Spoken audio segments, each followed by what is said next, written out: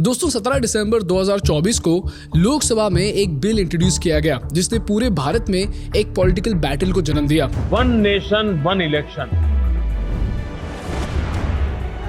जो सदस्य इसके पक्ष में हाँ कहें। One nation, one election is not at all practical in this country. One nation one election कुछ नहीं, एक शगुफा है असल मुद्दों से भटकाने का। ये बिल इतना गेम चेंजिंग, इतना ट्रांसफॉर्मेटिव और इतना कंट्रोवर्शियल माना जा रहा है कि सरकार इसे भारत के इलेक्टोरल इतिहास का सबसे बड़ा रिफॉर्म कह रही है।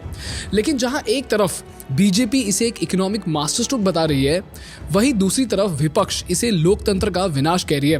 बीजेपी का कहना यह है कि ये बिल भारत की जीडीपी में 4.5 लाख करोड़ का बूस्ट देगा, लेकिन विपक्ष का मानना यह है कि ये बिल डेमोक्रेसी को कमजोर करेगा और देश को डिक्टेटरशिप की राह पर ले जाएगा। दोस्तों, ये बिल है one nation one election bill. This bill will finish off regional parties.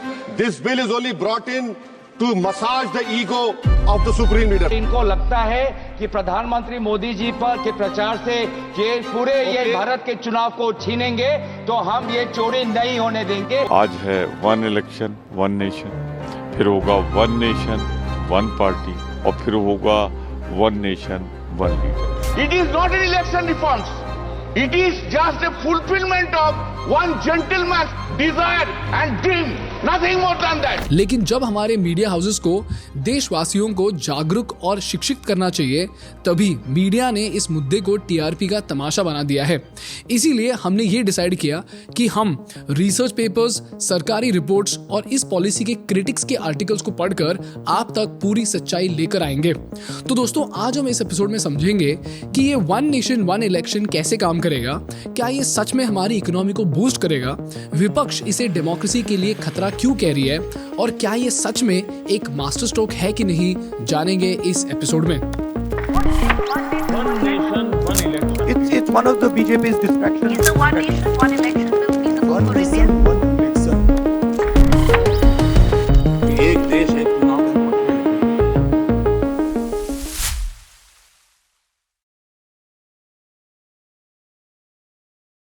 दोस्तों, आपने काफी सारे कोर्सेज देखे होंगे जो कहते हैं कि हम आपको इन्वेस्टमेंट, मनी मैनेजमेंट और पैसा ग्रो करना सिखाएंगे, लेकिन इन कोर्सेज का प्राइस काफी हाई होता है और इनमें कुछ नया सीखने को नहीं मिलता। इसीलिए ज़ेरोधा ने एक जबरदस्त इनिशिएटिव शुरू किया है जिससे वो हर किसी को इंडिया में फ्री फाइनेंशियल एजुकेशन देना चाहते हैं। वार्सिटी लाइफ इंडिया का पहला लर्न बाय डूइंग एक्सपीरियंस है जो आपको अपने वेल्थ को ग्रो करने में मदद करेगा। तो आज ही रजिस्टर करो इस हफ्ते के फ्री क्लास के लिए। The link is in the description.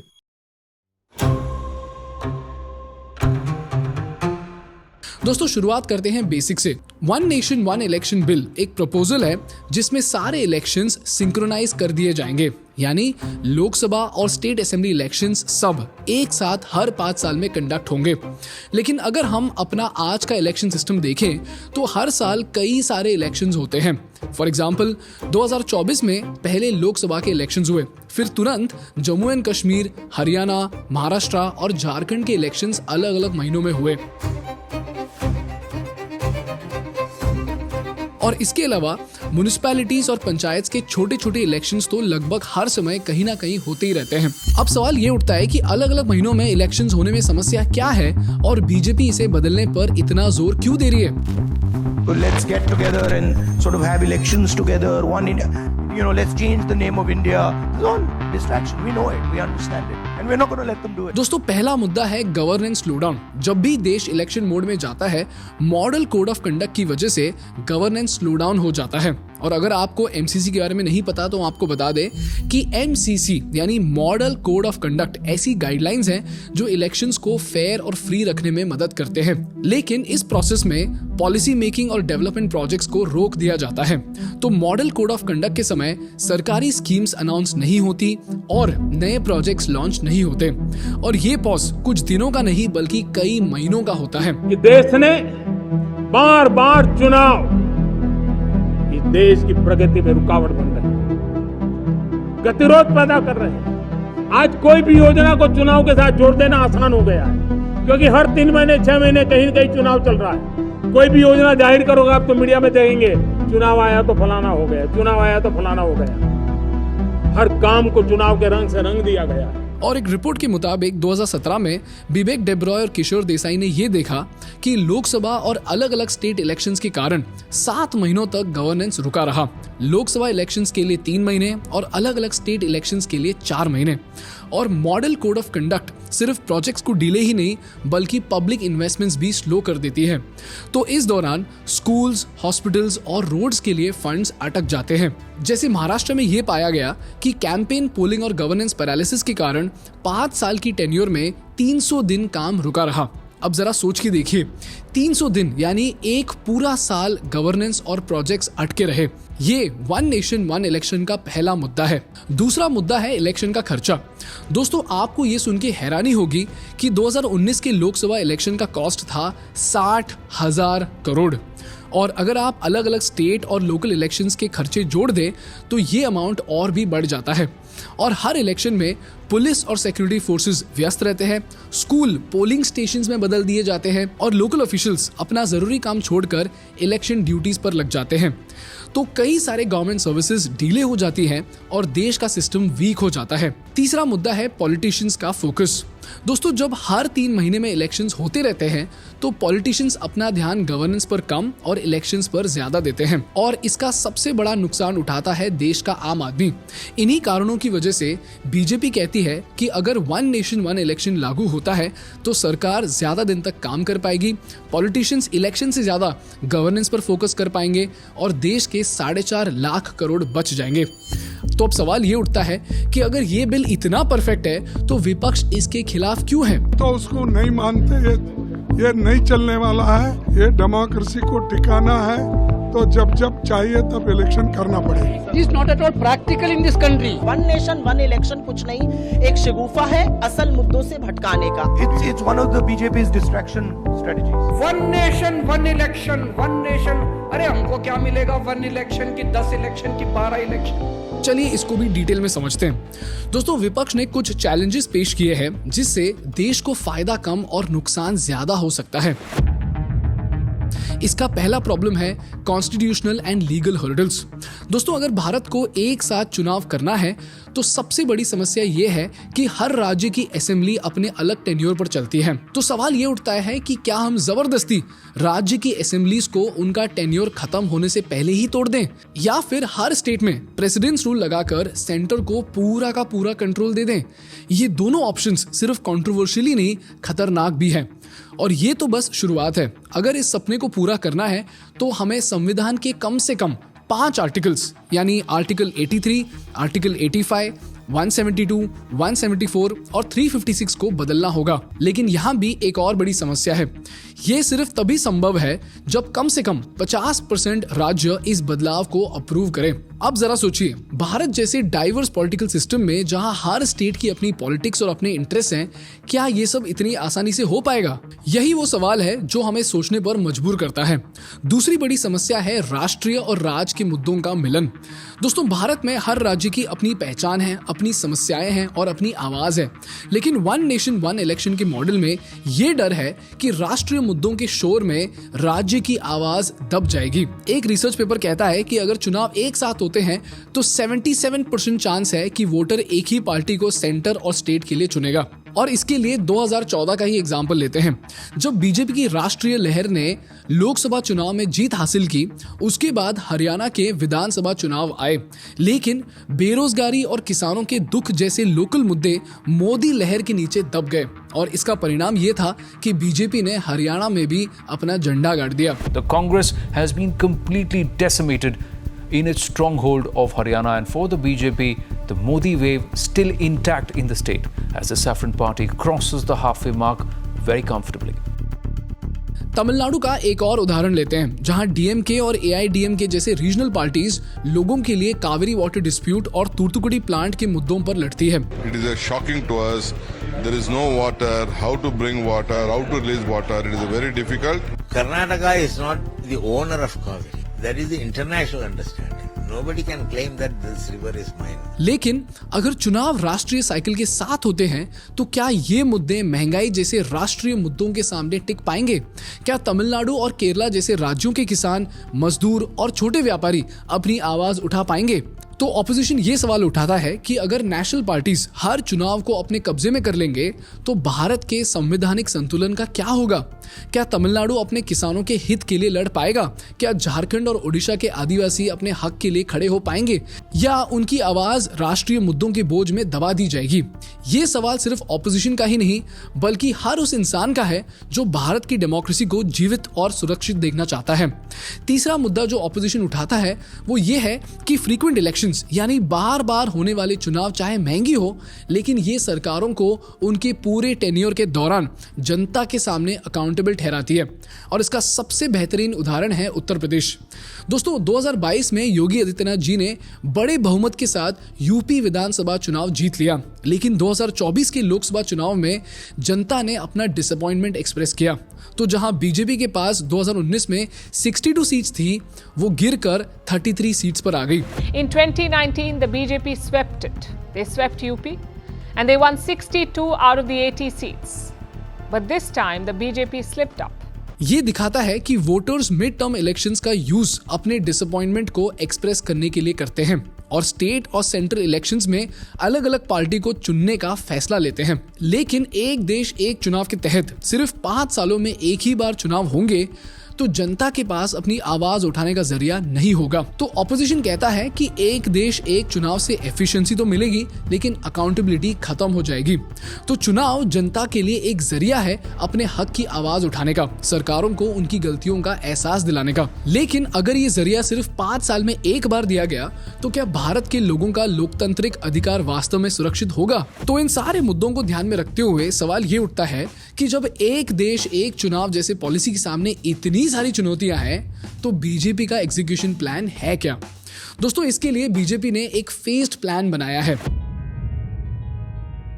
तो फेज 1 में होगा लोकसभा और विधानसभा चुनाव का सिंक्रोनाइजेशन। इस नए सिस्टम में हर भारतीय एक पोलिंग स्टेशन में जाएगा और एक नहीं बल्कि 2 वोट देगा। एक अपने एमपी के लिए जो ये तय करेगा कि केंद्र सरकार कौन चलाएगा, और दूसरा अपने एमएलए के लिए जो ये तय करेगा कि उनके राज्य की सरकार कौन चलाएगा। और उसके बाद आएगा फेज 2 जिसमें छोटे से छोटे चुनाव को एक साइकिल में लाया जाएगा। दोस्तों फेज 2 का लक्ष्य यह है कि भारत के हर छोटे से छोटे चुनाव को इस नए सिस्टम के अंदर लाना, चाहे वो पंचायत का चुनाव हो, नगर पालिका हो या कॉरपोरेशन के इलेक्शंस हो। ये सब चुनाव लोकसभा और विधानसभा के चुनाव के बाद के 100 दिनों के अंदर एग्जीक्यूट हो जाएंगे। और अगर ये योजना सफल होती है तो बीजेपी का ये मानना है कि भारत एक ऐसे सिंक्रोनाइज्ड इलेक्शन कैलेंडर का गवाह बनेगा जो पहले कभी देखा नहीं गया। लेकिन अगर आपको लगता है कि ये सब आसान होगा तो मैं आपको बता दूं कि राजनीति में कुछ भी आसान या एफिशिएंट नहीं होता। इस योजना को लागू करने में भी कई सारे चैलेंजेस हैं और इसे समझने के लिए आपको 4 इंपॉर्टेंट कॉन्सेप्ट समझने होंगे: full term, unexpired term, general elections and mid term elections.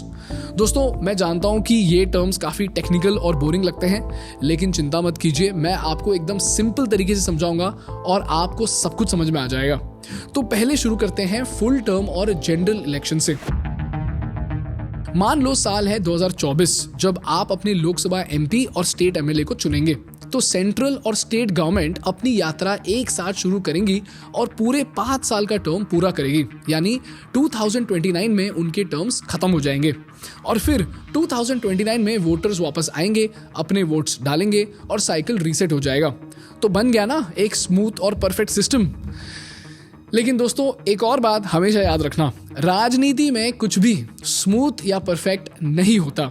इसीलिए जब चीजें बिगड़ती हैं तब अनएक्सपायर्ड टर्म और मिड टर्म इलेक्शंस के कॉन्सेप्ट्स सामने आते हैं। सोचिए 2024 में महाराष्ट्र की नई सरकार अपने 5 साल का टर्म शुरू करती है जो कि 2029 तक चलनी चाहिए। लेकिन यहाँ पर एक पॉलिटिकल क्राइसिस हो जाता है और 2027 में सरकार गिर जाती है। इसके बाद जो 2 साल बचते हैं उसे कहा जाता है अनएक्सपायर्ड टर्म, और इस 2 साल के वॉइड को फिल करने के लिए मिड टर्म इलेक्शंस करवाए जाएंगे। लेकिन यहाँ पर एक और नई रूल है, जो नई सरकार 2027 में चुनी जाएगी उसे एक फ्रेश 5 ईयर टर्म नहीं मिलेगा। उन्हें सिर्फ बाकी के 2 साल यानी 2029 तक का समय दिया जाएगा ताकि इलेक्शन साइकिल अलाइन हो सके। और इस रूल का मकसद ये है कि चाहे जो भी हो, इलेक्शन सिस्टम हर 5 साल बाद रीसेट हो जाए। लेकिन यहाँ पर एक और बड़ा सवाल ये है कि इलेक्शन के साइकिल अभी तो अलाइंड नहीं है, तो अभी के सिस्टम को रीसेट कैसे करेंगे? क्योंकि कर्नाटका का जो टर्म है वो 2028 में खत्म होगा, दिल्ली का 2030 में खत्म होगा और लोकसभा का टर्म 2029 में खत्म होगा। तो सवाल यह है कि इन अलग अलग साइकिल्स को एक साथ एक ही कैलेंडर पर कैसे लाया जाए। दोस्तों, इसके लिए बीजेपी ने एक one time transition phase propose किया है जो इस इलेक्शन साइकिल की केओस को खत्म कर देगा। तो चलिए समझते हैं कि बीजेपी का ये स्टेप बाय स्टेप प्लान क्या है और कैसे ये वन नेशन वन इलेक्शन को रियलिटी में बदलना चाहते हैं। दोस्तों, इसका पहला स्टेप होगा दी अपॉइंटमेंट डेट। तो मान लीजिए 1 मई 2029 वो दिन है जब पूरे देश ने जनरल इलेक्शंस के लिए वोट किया है और एक नई लोकसभा शपथ ले रही है। इसी दिन राष्ट्रपति एक ऑफिशियल नोटिफिकेशन जारी करेंगे जो इस दिन को अपॉइंटमेंट डेट घोषित करेगा। इस दिन के बाद एक खास रूल लागू होगा। सारी स्टेट असेंबलीज के टर्म्स लोकसभा के 5 साल के टर्म के साथ अलाइन हो जाएंगी। तो सवाल यह है कि ये इम्प्लीमेंट कैसे होगा? दोस्तों, ये इम्प्लीमेंट होगा टर्म एक्सटेंशन और अर्ली टर्म एंड के साथ, जैसे कर्नाटका के इलेक्शंस 2028 में होने थे। लेकिन इस नए रूल के मुताबिक कर्नाटका के इलेक्शंस अब 2029 में होंगे। मतलब कर्नाटका में गवर्नमेंट का टर्म 1 साल के लिए एक्सटेंड कर दिया जाएगा ताकि वो लोकसभा के साथ सिंक हो सके। ये हुआ टर्म एक्सटेंशन। और दूसरी तरफ दिल्ली के इलेक्शंस 2030 में होने थे, लेकिन नए रूल के मुताबिक दिल्ली का टर्म 1 साल पहले यानी 2029 में ही खत्म हो जाएगा ताकि वो भी लोकसभा के साथ अलाइन हो जाए। इस तरह कुछ स्टेट्स के टर्म्स बढ़ जाएंगे और कुछ स्टेट्स के टर्म्स कम हो जाएंगे ताकि सारे स्टेट्स अपने इलेक्शन साइकिल को अलाइन कर सके। और लोकसभा या कोई स्टेट असेंबली अपना पूरा टर्म खत्म करने से पहले ही डिसॉल्व हो जाती है तो मिड टर्म इलेक्शंस करवाए जाएंगे। लेकिन यहाँ भी एक नया रूल काम करेगा। मिड टर्म इलेक्शंस के बाद जो नई सरकार चुन के आएगी उसका टर्म 5 साल का नहीं होगा, वो सिर्फ बाकी का अनएक्सपायर्ड टर्म सर्व करेगी और फिर डिसॉल्व हो जाएगी ताकि सिस्टम हमेशा 5 साल के बाद रीसेट हो सके। मतलब चाहे इंडियन पॉलिटिक्स कितनी भी अनप्रेडिक्टेबल हो, ये सिस्टम अपने आप को हर 5 साल बाद रीसेट कर लेगा। तो बीजेपी का मानना यह है कि 2034 तक भारत एक ऐसा इतिहास देखेगा जो पहले कभी नहीं देखा गया। हर भारतीय वोटर कश्मीर से लेकर कन्याकुमारी तक, मुंबई से लेकर मणिपुर तक एक ही इलेक्शन साइकिल में लोकसभा और स्टेट असेंबली के लिए वोट डालेगा। तो पूरे देश का एक सिंक्रोनाइज्ड इलेक्शन कैलेंडर होगा जो रिसोर्सेज बचाएगा, पॉलिटिकल डिस्ट्रैक्शंस को खत्म करेगा और गवर्नमेंट्स को एक क्लियर मैंडेट देगा कि वो अपने 5 साल के टर्म में फोकस सिर्फ काम पर करें। लेकिन दोस्तों, इस सिस्टम में भी एक बहुत बड़ी समस्या है। अगर किसी स्टेट की सरकार अपना टर्म पूरा होने से पहले ही गिर जाए तो नए चुनाव के बाद जो सरकार बनती है उसका टर्म सिर्फ 1 से 2 साल का होगा। तो मान लीजिए महाराष्ट्र की सरकार 2027 में गिर जाती है तो नए सीएम और उनकी टीम सिर्फ 2 साल के लिए ही काम कर पाएगी। लेकिन यहाँ पर सवाल ये उठता है कि क्या ये सरकार लॉन्ग टर्म रिफॉर्म्स पे ध्यान देगी या सिर्फ अपना राजनीतिक वजूद बचाने के लिए काम करेगी? और क्या ये बोरो टाइम पे चलने वाली सरकार बोल्ड और इम्पैक्टफुल रिफॉर्म्स करेगी जो लोगों के लिए फायदेमंद हो, या फिर सिर्फ फ्रीबीज का सहारा लेकर अगले इलेक्शंस तक टिकने की कोशिश करेगी? और अगर गवर्नेंस का मतलब सिर्फ शॉर्ट टर्म सर्वाइवल बन जाए तो इसका असली नुकसान किसको होगा? लोगों को, स्टेट के प्रोग्रेस को और हमारे फ्यूचर को होगा। ये एक बहुत बड़ी बात है जिसमें एफिशिएंसी और नेशनल यूनिटी का वादा किया गया है। तो इस बिल में बहुत सारे ऐसे चैलेंजेस हैं जो कई सारे सवाल खड़े करते हैं जो हमें सोचने पर मजबूर करते हैं। पहला, सिंक्रोनाइजिंग इलेक्शंस का फायदा यह है कि ये एफिशिएंसी बढ़ाता है और एक यूनाइटेड देश का एहसास दिलाता है, लेकिन ये रीजनल इश्यूज की आवाज को दबा सकता है। दूसरा, एक ही इलेक्शन साइकिल होने से लोग नेशनल लेवल प्रायोरिटीज जैसे इंफ्रास्ट्रक्चर, डिफेंस और इकोनॉमिक रिफॉर्म्स पर तो फोकस करेंगे, लेकिन इनके बीच क्रिटिकल स्टेट स्पेसिफिक इश्यूज कैसे हाईलाइट होंगे ये हमें समझना बहुत बहुत जरूरी है। तीसरा, एक इलेक्शन का मतलब होगा कि हर सरकार को अपने 5 साल में बिना किसी रुकावट के काम करने का मौका मिलेगा, लेकिन बार बार होने वाले इलेक्शंस अकाउंटेबिलिटी बनाकर रखती हैं और अगर कोई सरकार बेकार काम करे तो वोटर्स मिड टर्म में अपना गुस्सा दिखाकर उन्हें सजा दे सकते हैं। लेकिन एक ही इलेक्शन साइकिल होने से ये पावर वोटर्स के हाथ से निकल सकती है। चौथा, अगर कोई सरकार 1 या 2 साल के लिए बनती है तो क्या वो स्टेट के फ्यूचर के लिए रिफॉर्म्स लाने की हिम्मत करेगी या सिर्फ फ्रीबीज का सहारा लेकर पॉलिटिकल सर्वाइवल का गेम खेलेगी? ये वो पर्सपेक्टिव्स हैं जो हमें सिर्फ एक वोटर के रूप में नहीं, एक रेस्पॉन्सिबल सिटीजन के रूप में सोचने पर मजबूर करते हैं। And I just hope you learn something valuable from this case study. दोस्तों, ये चैनल ज़ेरोदा और थिंक स्कूल का एक जॉइंट इनिशिएटिव है जिसके माध्यम से हम भारत को वर्ल्ड क्लास बिजनेस एजुकेशन देना चाहते हैं। तो अगर आपको बिजनेस सीखना है या आप किसी को जानते हैं जो बिजनेस सीखना चाहता है तो प्लीज उसके साथ इस चैनल को शेयर कीजिए। आपके लिए तो ये लाइक, शेयर और सब्सक्राइब फ्री है, लेकिन हमारे लिए ये बहुत बहुत जरूरी है। That's all from my side for today guys. अगर आपको ये वीडियो पसंद आया तो प्लीज इस वीडियो को लाइक कीजिए और हमारे चैनल को सब्सक्राइब कीजिए। आपके लिए तो ये लाइक और सब्सक्राइब फ्री है, लेकिन हमारे लिए ये बहुत बहुत जरूरी है। Thank you so much for watching. I will see you in the next one. Bye bye.